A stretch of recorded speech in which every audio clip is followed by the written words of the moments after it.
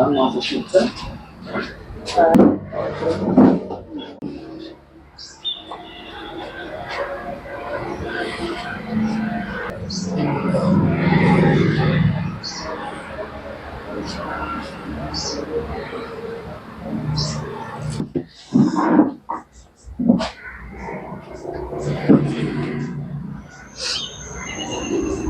की धरती पर आपका स्वागत है। धन्यवाद आपका भी। भागलपुर समाजवाद पर चर्चा कार्यक्रम में जा रहे हैं, इसका मुख्य उद्देश्य क्या है? और ये अरुण श्रीवास्तव जी हम लोग के बड़े भाई हैं, साथी हैं।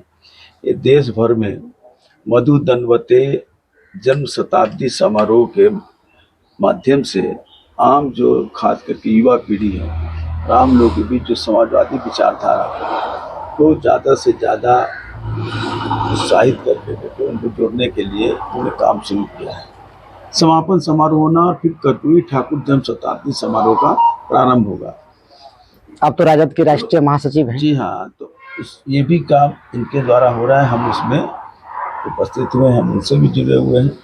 और साथ है कि देश में जो आज मनुवादी RSSवादी के माध्यम से देश की जो नई पौध है उसको दिग्भ्रमित कर करके देश की हमारी सांस्कृतिक और हमारी जो विरासत है उससे अलग कर करके जो हमारी गंगा जमुनी संस्कृति है उसके विरोध में वो एक धर्म की बात करने का काम कर रही है। और इससे देश में आर्थिक विमनता बढ़ी है, विषमता बढ़ी है, सामाजिक विषमता बढ़ी है, हमारी राजनीतिक विषमता बढ़ी है। इससे लोगों को जोड़ करके युवा को और सही दिशा में उनको प्रशिक्षित करने का काम किया जा रहा है। 2024 में लोकसभा चुनाव होना है। हाल ही में कुछ राज्यों में चुनाव हुए जिनमें बीजेपी 3 राज्यों में बड़ी जीत हासिल की।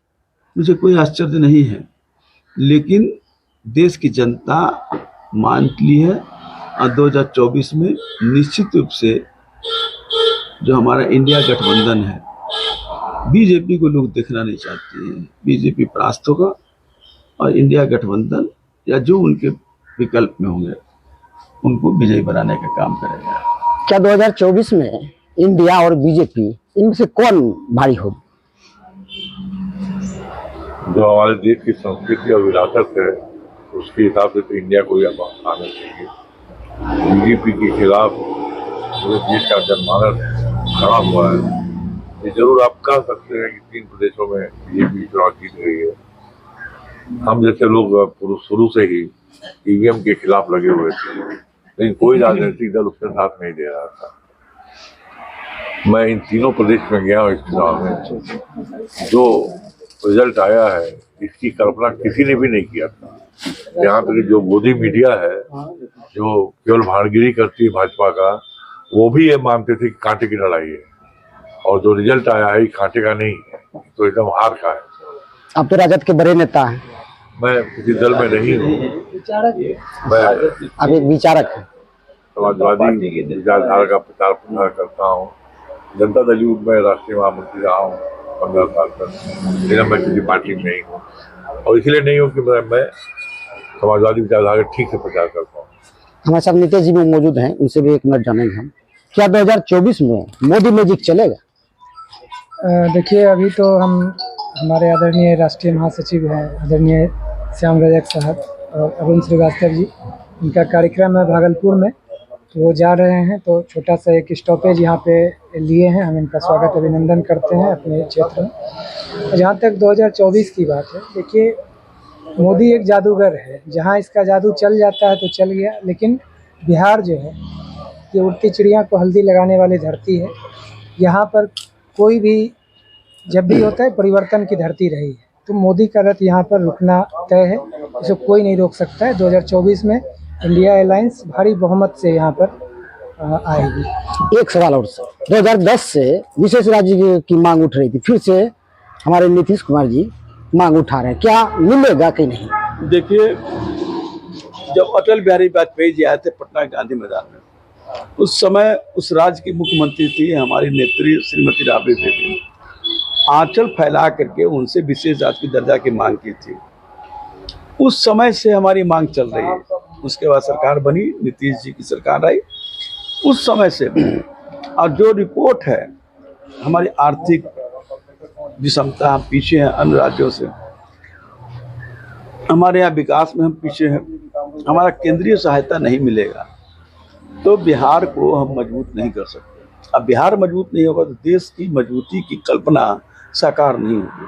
हमारा बिहार सबसे पिछड़ा राज्य है, फिर भी क्यों नहीं दिया जा रहा है? जहाँ पहले केंद्रीय योजनाओं में पहले 90 और 10 का हिस्सा था, 90 केंद्र सरकार का और 10 राज्य सरकार का। ये सरकार आई, उसको घटाते घटाते अब ठीक उल्टा हो गया। अब 90 राज्य को देना पड़ता है और 10 केंद्र को देना पड़ता है, 10%। तो ये विषमता, हम अभी विकसित में नहीं हुए हैं, हम अभी खड़ा हो रहे हैं। लेकिन अपने कम संसाधनों में भी नीतीश कुमार जी और तेजस्वी यादव जी सरकार है, इस राज्य में जो विकास में आगे बढ़ी है, चाहे वो नौकरी के सवाल हो, किसानों को खुशहाली का सवाल हो, छात्रों को पढ़ाई के साथ साथ उसके रोजगार का सवाल हो, शिक्षा में, सारे चीजों में काम हो रहे हैं। तो निश्चित रूप से, लेकिन विशेष दर्जा अगर मिल जाए तो निश्चित रूप से हम बहुत ही द्रुत गति से चल करके और देश के विकास के पैमाने पर हम बराबर हैं। धन्यवाद।